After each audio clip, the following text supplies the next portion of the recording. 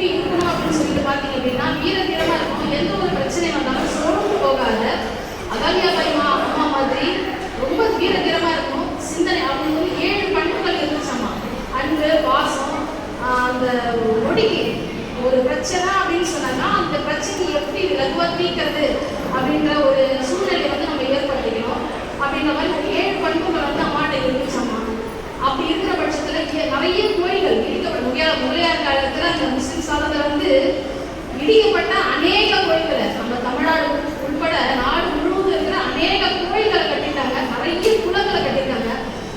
இன்னொரு முக்கியமான விஷயம் என்னன்னு பார்த்தீங்கன்னா வெறும் மனுஷங்களுக்கு வரைக்கும் அவங்க பார்க்கல, நிறைய மிருக ஜீவன்களுக்கு அவங்க வளர்றதுக்கும் நிறைய இடங்கள் ஏற்பாடு பண்ணி கொடுத்துருக்காங்க. அவங்களுடைய தாகம் தீர்க்கறதுக்கும் வந்து நிறைய குளங்களை வெட்டியிருக்காங்க. நிறைய மடங்கள் வந்து உற்பத்தி பண்ணியிருக்காங்க. நிறைய சாப்பிட்றதுக்கு வந்து தங்கணும் அப்படின்னு சொல்லிட்டு நிறைய மடங்களை வந்து அவங்க ஏற்படுத்தி கொடுத்துருக்காங்க. இந்த மாதிரி ஒரு நல்ல விஷயங்கள்லாம் வந்து நிறைய விஷயங்கள் செஞ்சுருக்காங்க. நாங்கள் அங்கே போய் பார்த்ததுல பெண்கள்லாம் இப்படி தான் இருக்கணும் அப்படின்றத கற்றுக்கிறதுக்கு நம்ம நல்ல வாய்ப்பாக இருக்குது. நன்றி, வணக்கம். ஜெய் ஸ்ரீராம். ரொம்ப சின்ன வயசு, 30 வயசு, சின்மய் அப்படின்னு அவங்க பேர், மகாராஷ்டிரா. அவங்க இன்னைக்கு அம்மாவோட புக்கு ஒன்று இன்னைக்கு வெளியிடுறாங்க. அம்மா வந்து பிறந்த ஊர் மகாராஷ்டிராவில் ஒரு சின்ன கிராமத்தில்.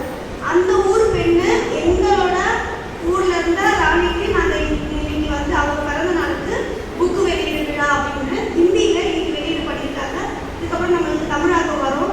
அம்மாவோட எல்லாருமே ஒரு 10 பேருக்கு மேலே பேசியிருப்பாங்க. ஒவ்வொருத்தரும் ஒரு டாபிக் அப்படின்னா இப்போ நம்ம பேசும்போது அக்கா சொன்னாங்க நிறைய விஷயம் சொல்லிட்டாங்க. ஃபர்ஸ்ட் அவங்க என்னன்னா அடியாருக்கெல்லாம் அடியார் சிவனடியாரா, ரொம்ப சிவபக்தியா. அவங்க ஒரே வார்த்தை சொன்னாங்க சிவனடியார் அப்படின்னும் போது எங்களுக்கு ஒரு வாய்ப்பு. அம்மாவை பார்க்கறதுக்கு முன்னாடி நீங்க என்ன பார்க்க வந்திருக்கீங்க, சிவனடியார் என்ன பண்ணுவாங்க, அதுக்கு முன்னாடி போய் சிவனை பார்த்துட்டு வாங்க அப்படின்னு எங்களுக்கு ஜோதிலிங்க 2 தரிசனம் பண்ணுறதுக்கு வாய்ப்பு கொடுத்தது அம்மா தான். எனக்கு ரொம்ப சந்தோஷமா இருந்தது. நம்மளெல்லாம் ஊரை விட்டு ஊர் போனோம்னாலே கஷ்டமா இருக்கும். மாநிலம் விட்டு மாநிலம் போறோம், மொழி தெரியாது, அங்க இருக்க விஷயம் புரியாது நம்மளுக்கெல்லாம். அவங்க பேசுறது சாப்பாடு எல்லாமே மாற்றம் இருக்கும். ஒரே நாள்ல அங்க இருக்க மக்கள் ஆச்சரியப்பட்டது, ஒரே நாள்ல 2 லிங்க தரிசனம் பண்ணீங்களா, எங்களுக்கெல்லாம் இந்த வாய்ப்பு கிடைக்கலையே அப்படின்னு. தமிழ்நாட்டுல இருந்து உங்க 2 பேருக்கு வாய்ப்பு கிடைச்சது ரொம்ப சந்தோஷம். அதுக்காக ரொம்ப நன்றி சொல்லிக்கிறேன். 2 லிங்க தரிசனம் பண்ணோம்.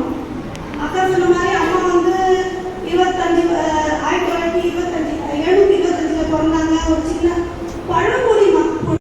ஆனா 300 வருஷத்துக்கு முன்னாடியே அவங்க இப்ப நிறைய புடவை அதெல்லாம் இருக்கு இல்லையா, அம்மா அப்போவே 300 வருஷத்துக்கு முன்னாடி ஒரு பிராண்ட் ரெடி பண்ணிட்டாங்க.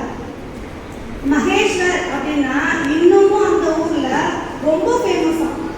அதுக்கு முன்னாடி அந்த ஊர்ல நாங்கள் போனோமே இறங்கி ஒரு வார்த்தை கேட்டோம், இந்த ஊரோட சிறப்பு சொல்லுங்க, இந்த ஊரோட சிறப்பு சொல்லுங்க அப்படின்னு. 7 வாட்டி ஸ்வச் பாரத் அவார்டு வாங்கின ஊரா. அப்படின்னா என்ன அப்படின்னா நம்ம இப்போ போட்டு போயிடுவாங்க. 7 வாட்டி ஸ்வச் பாரத் தூய்மையான இந்தியா அப்படின்ற பட்டம் வாங்கின ஊர் அப்படின்னு. நம்மள மாதிரியே சாதாரண மக்கள் போகும்போது எல்லாமே ஒரே ஒரு குப்பை கூட ரோட்ல கிடையவே கிடையாது. அதுக்கு என்ன காரணம் கேட்கும்போது அம்மா ஆட்சி செய்யும் போது ஒரு பரம்பரை இருந்தாங்களாம். ஒரு நாளைக்கு 3 வாட்டி ஊரே கடை விடுவாங்களாம்.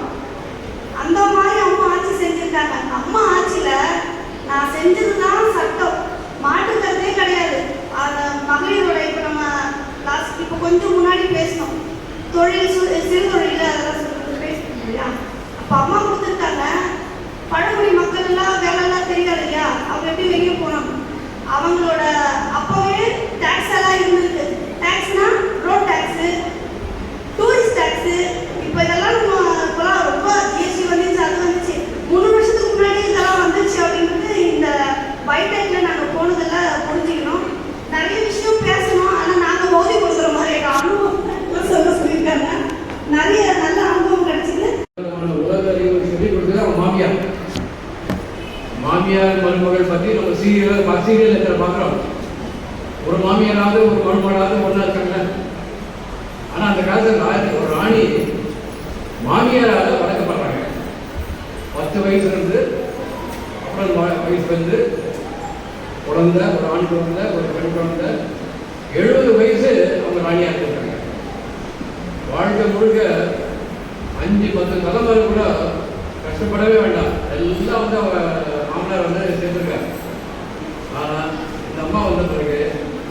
அம்மா என்ன சொன்னாங்க, அத்தனை நல்ல காரியமும் ராணியாக இருந்து தெருவில் வந்து வேலை செஞ்சாங்க. தெரு சுத்தப்படுத்துறது வந்து, ராஜ்யம் காப்பாற்றுறது வந்து எல்லா விதமான பொருள்.